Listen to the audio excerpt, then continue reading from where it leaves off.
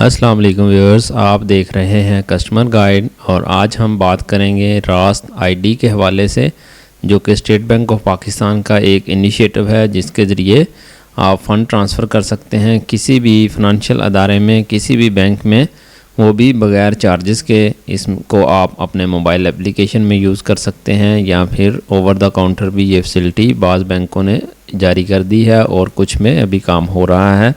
تو اس حوالے سے 15 مارچ 2022 کو اسٹیٹ بینک آف پاکستان نے کچھ انسٹرکشنز جاری کی ہیں بینکوں کو، اس حوالے سے آپ کو اپڈیٹ کرتا جاؤں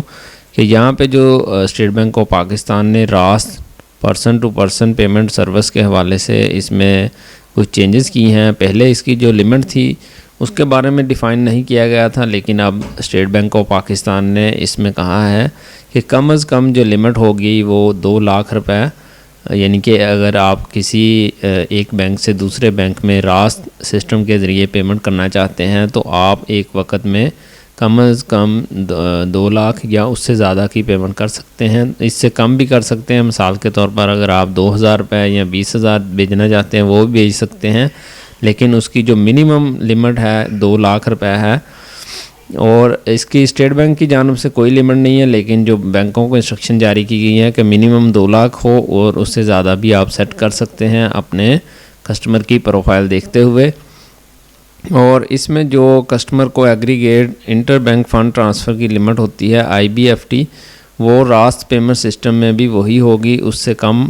آپ پیسے ٹرانسفر نہیں کر سکیں گے۔ مثال کے طور پر اگر آپ موبائل اپلیکیشن یوز کرتے ہیں تو اس میں IBFT کی لمٹ ہوتی ہے کہ آپ انٹر بینک کسی دوسرے بینک میں کتنے پیسے بھیج سکتے ہیں 24 گھنٹوں میں۔ تو بعض میں 5 لاکھ ہوتی ہے، کسی میں 10 لاکھ، تو آپ کو وہ جو لمٹ ہے اس سے کم لمٹ آپ کو اسائن نہیں کر سکتا بینک راست پیمنٹ سسٹم کے حوالے سے۔ تو یہ بھی ایک اچھا انیشیٹو ہے اس پیمنٹ سسٹم کو پروموٹ کرنے کے لیے اور لوگوں کو آسانی پہنچانے کے لیے۔ اسٹیٹ بینک آف پاکستان کا احسن اقدام ہے یہ، اور اس میں یہ ہے کہ یہ جو انسٹرکشنز ہیں 21 مارچ 2022 سے نافذ العمل ہیں۔ اس حوالے سے یہ جو کسٹمرز ہیں، جو فنانشل اداروں کے کسٹمرز ہیں، ان کے لیے یہ نہایت ہی اچھی اپڈیٹس ہیں۔ ابھی اس میں اگر آپ کا کوئی ابہام ہے تو آپ کویسچن پوچھ سکتے ہیں۔ Thank you for watching.